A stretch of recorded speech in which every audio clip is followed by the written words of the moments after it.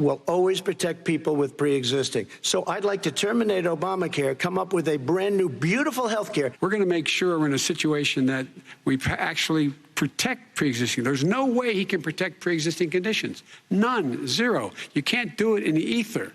He's been talking about this for a long time.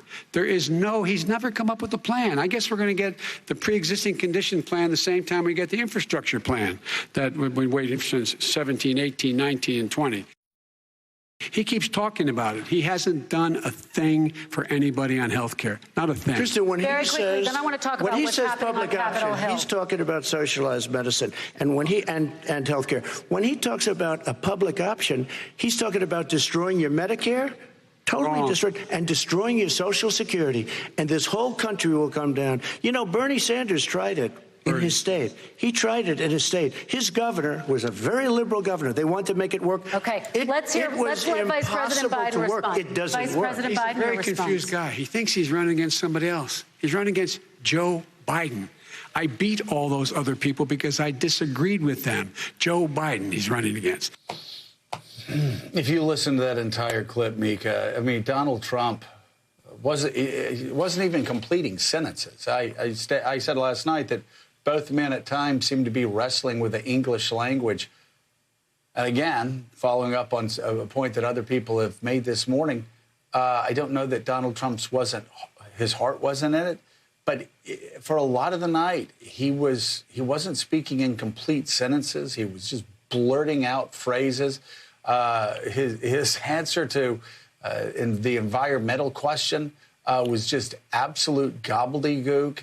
His answer on health care, absolute gobbledygook. Even his accusations and the lies that he threw out were gobbledygook. Again, he wasn't finishing sentences. He wasn't finishing thoughts. There were stretches where Joe Biden was also struggling. I don't think last night was a great night for rhetoric in American politics, but it probably was a good enough night for Joe Biden, given the fact that some people are actually claiming Donald Trump won handily last night.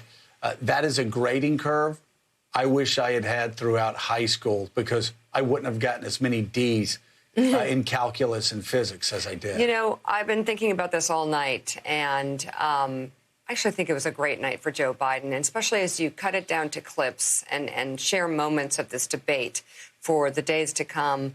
I mean, he started off, and he always starts off a little slow, but he caught on to Donald Trump very quickly and said, we're not living with COVID. We're dying with it. 224,000 people, 1,000 people a day.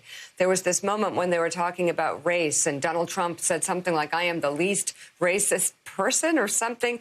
And there was this moment where Joe Biden just looked down and said, oh, God. And it was good. It just sort of separated him from the whole situation, because it was just insanity and stupidity coming out of Donald Trump's mouth. In the moment about separated kids, Trump saying that they're well taken care of was as cringeworthy as it comes. But Biden, in that moment, you could see him truly in pain for those children, which we'll get to in a moment. And